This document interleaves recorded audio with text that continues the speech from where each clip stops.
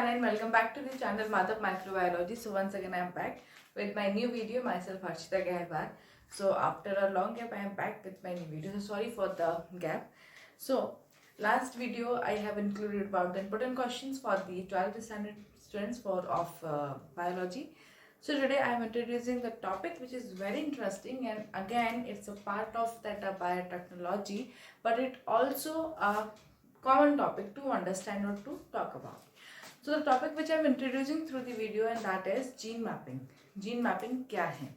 So by its name you have somewhere the idea that I am talking about gene and map, and that is एक तरीके का आप नक्शा कह लीजिए कि जैसे हम एक इंडिया मैप देखते हैं उसी तरीके से एक जीन मैप होता है। जिस तरीके से हम इंडिया मैप में स्टेट्स को, टर्शरीज को, कैपिटल्स को, लेक्स को, रिवर्स को, इन सब चीज़ों को हम फाइंड आउट करते हैं, डिटेक्ट करते हैं, डिनोट करते हैं, उसी तरीके से जीन मैप्स में भी एक तरीके के एक्यूरेसी को फाइंड आउट करा जाता है कि कौन से बेस पे कितना है, क्या डिस्टेंस है, क्या इसमें कौन से जीनोम मार्कर्स हैं, क्या इसमें जीन लुस्की है, इस तरीके की चीज़ों को इसमें देखा जाता है। तो जैसा हमारा इंडिया मैप वैसा हमारा gene map. So there was a similarity in this. So don't think over about the line because I'm just saying for the understanding. So what is gene map? How we define gene map? So it refers to the techniques used to identify a gene location and a distance between genes. बहुत simple है। इस techniques को इस्तेमाल किया जाता है ये पता लगाने के लिए कि दो जीन्स के बीच में कितना डिस्टेंस है और साथ ही साथ में वो कहाँ पे लोकेट करते हैं, कौन सा जीन कहाँ लोकेट कर रहा है, किस जीनोम पे कर रहा है। तो इस तरीके की हम इंफॉर्मेशन इसमें पढ़ते हैं। साथ ही साथ में जब हम जीन मैपिंग की बात कर रहे हैं तो जीन मैपिंग में जब ये मैप में इसको देखा जाता है कि कौन सी जीनोम में जीन कहाँ पर है, दो जीन्स के बीच में कितना डिस्टेंस है, इसमें कौन कौन से मार्कर्स यूज होते हैं, तो इस तरह की चीज़ें इसमें आती हैं। सो जैसे कि आप यहाँ टर्म देख रहे हैं molecular marker. So what is a molecular marker?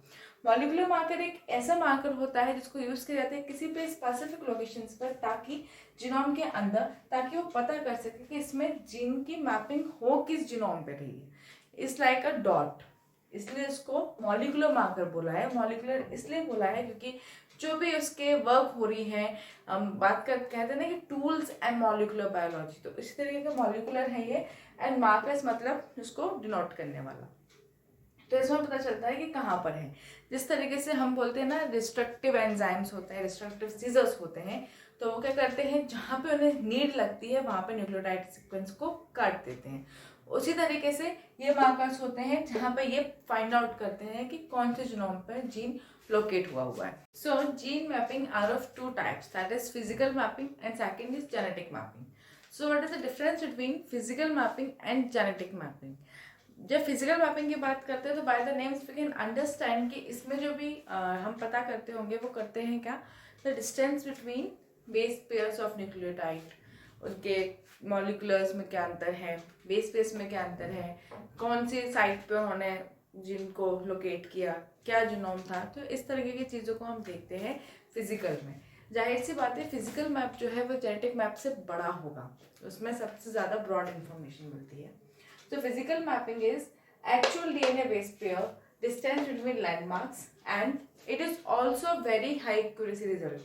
इसका जो रिजल्ट है बहुत ही हाई एक्यूरेसी का होता है, एंड साथ ही साथ में इसके अंदर जो हाई एक्यूरेसी का जो रिजल्ट है उसकी वजह से ही ये चीज़ों को भी इसी में फिजिकल मैपिंग में जो और इसमें जो टेक्निक्स को इन्वॉल्व किया गया है फिजिकल मैपिंग में, वो आता है radiation, hybrid mapping, sequence mapping and cytogenetic mapping.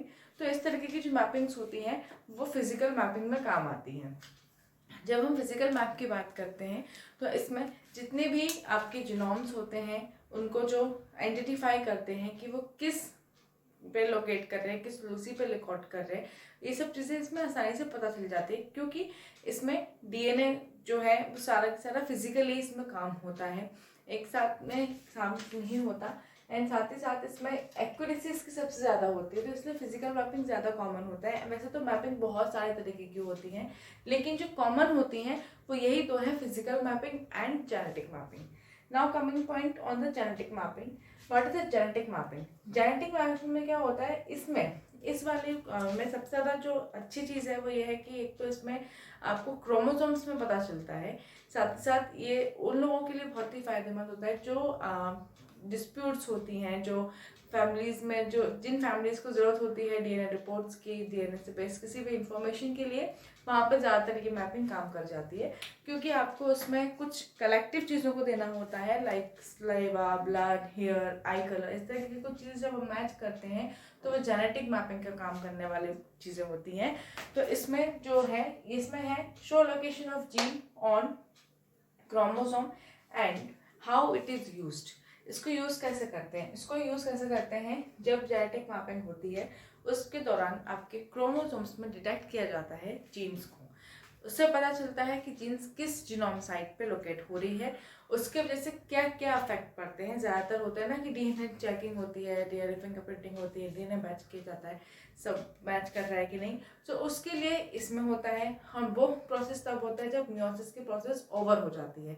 Meiosis का प्रोसेस का मतलब है सेल डिवीजन जिसमें प्रोड्यूस होता है कब, जब स्पर्म एंड एग प्रोडक्शन हो जाता है, तब मियोसिस की प्रोसेस होती है।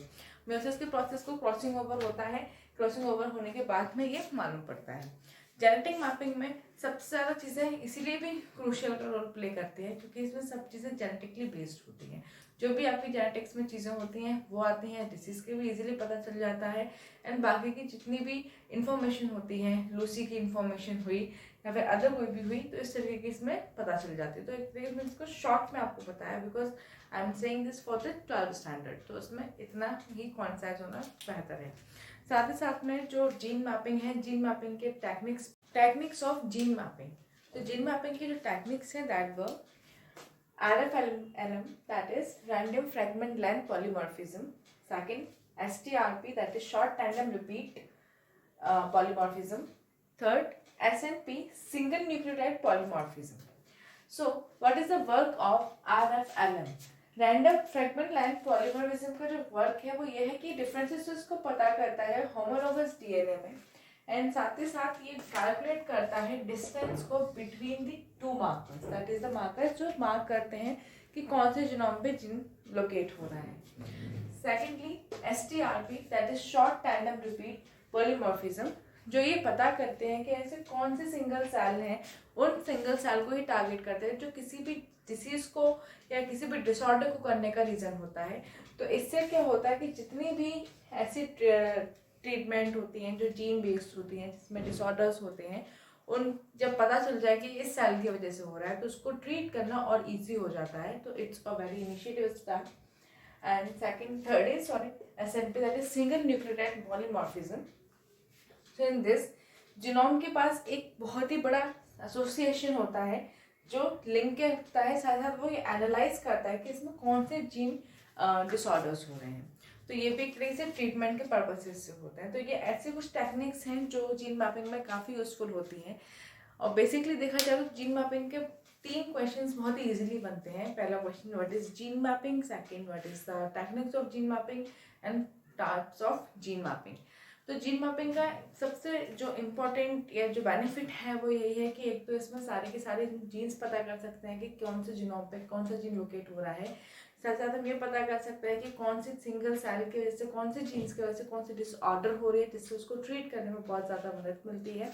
क्योंकि कैंसर हुआ या कोई भी डिसीज़ हुई तो इस तरह की चीज़ों को हम कंसिडर कर सकते हैं, उसको टाइमली प्रिसाइजली कम कर सकते हैं। साथ ही साथ में जो मोस्ट इम्पोर्टेंट चीज़ ये है कि मैपिंग की वजह से कोई भी प्रोसेस जो भी हो, चाहे वो रिकॉम्बिनेशन प्रोसेस में जा रहे हो, जैसे कि जो जेनेटिक मैपिंग होता है फिर रिकॉम्बिनेशन प्रोसेस में जाता है, तो जब रिकॉम्बिनेशन प्रोसेस में जाता है तो वो भी प्रिसाइजली जाता है, प्रिसिशन के साथ जाता है, उसमें टाइम ज़्यादा नहीं लगता है। सबसे अच्छी चीज़ ये है जीन मैपिंग की कि इसमें आपके जो टाइम है वो कंसिडरेशन में कम जाता है, टाइम इसमें कम लगता है, प्रिसाइज होता है ज़्यादा, इसमें एक्यूरेसी आपको फिजिकल मैपिंग में मिलेगी, इस चीज़ को याद रखिएगा। जो बेसिकली टेक्निक्स के जो इम्पोर्टेंस हैं या जो ओवरऑल जीन मैपिंग के जो बेनिफिट्स हैं वो यही है कि आप किसी भी डिसीज़ को ट्रीट करने में मदद करती है, आप सेल को पता कर सकते हैं तो उसको क्योर कर सकते हैं, जीन को आप लोकेट कर सकते हैं इजीली, मार्कर्स के हेल्प से लोकेट कर सकते हैं, कॉम्बिनेशन प्रोसेस हो सकती है जेनेटिक मैप्स में, तो इस तरह के कुछ इसमें बेनिफिट्स होते हैं। So through the video I make you to know a short note on gene mapping. So I hope you like my video. So please like my video and please keep subscribing my channel and share my video more and more, because only 3 factors give me more factors to make. So meet you in the next video. So stay tuned. Thank you so much.